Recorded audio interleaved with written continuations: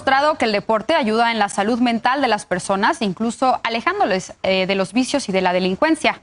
Para hablar más de la salud mental y el deporte, saludo esta mañana a Manolo Guevara. Él es entrenador mental e instructor mindfulness.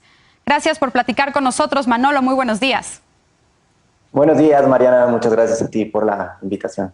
Oye, Manolo, pues con el tema de los Juegos Olímpicos y la decisión de la gimnasta Simone Biles de retirarse de la competencia para enfocarse en su salud mental, pues creo que se ha abierto una conversación muy importante sobre la importancia de la salud mental, tanto para deportistas, pero también para quienes no lo somos. Platícanos por qué es importante hablar de estos temas.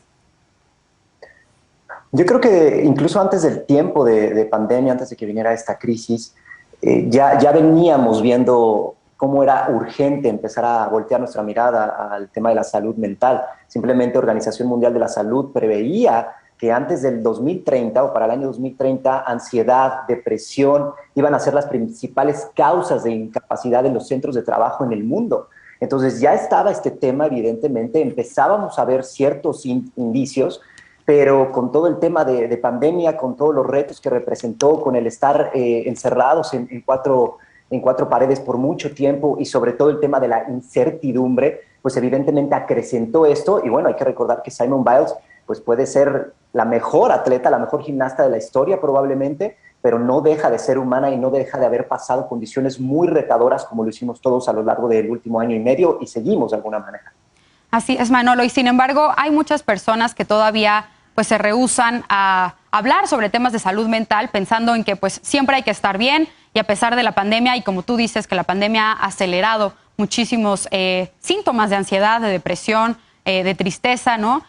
Y ahora pues a partir de que algunos deportistas como Simone Biles, como Naomi Osaka también han puesto sobre la mesa la importancia de decir no me siento bien, necesito enfocarme en mi salud mental y necesito trabajar conmigo también. Pero mucha gente lo ha criticado también, criticó la decisión, por ejemplo, de Simone Biles de retirarse de la competencia.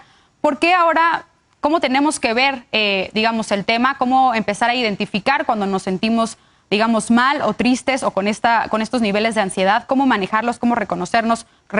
Tú como entrenador mental, pues te enfrentas a este tipo de situaciones prácticamente todos los días. Así es.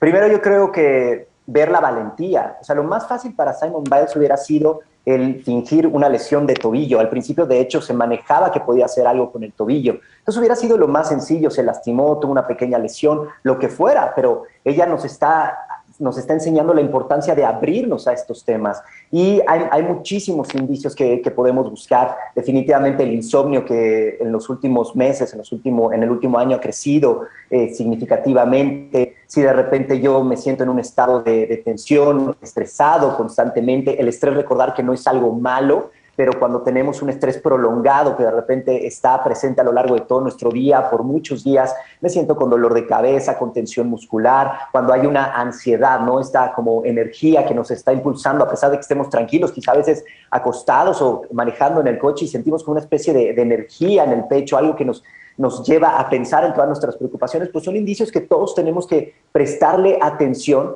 Y yo me quedo con lo que decías, Mariana, y que también lo mencionaba Michael Phelps, otro gran atleta, ¿no? Está bien no estar bien, y eso es lo primero que tenemos que reconocer. Y cuando viene esto, no se trata necesariamente de ir a un psicólogo, no se trata necesariamente de ir a un entrenador mental, aunque deberíamos hacerlo todos, pero hay muchísimas maneras de ayudar a nuestra salud mental, a nuestra salud emocional, con cosas muy sencillitas. El cerebro necesita algunas cosas diarias, simplemente el caminar y estar en contacto con la naturaleza, y esas son cosas que todos podemos hacer para cuidar nuestra salud mental y emocional.